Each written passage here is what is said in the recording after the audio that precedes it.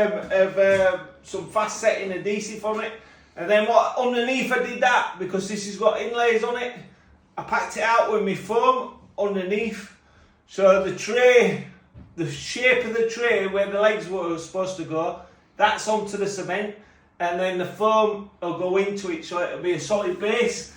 And as you can see, the level is bang level. This is the most important thing of a shower tray. Has to be bang level on all four circuits.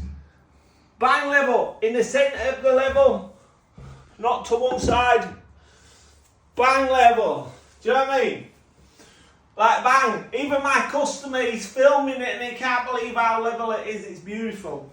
So now I'm going to seal it, and then we're ready for tiling.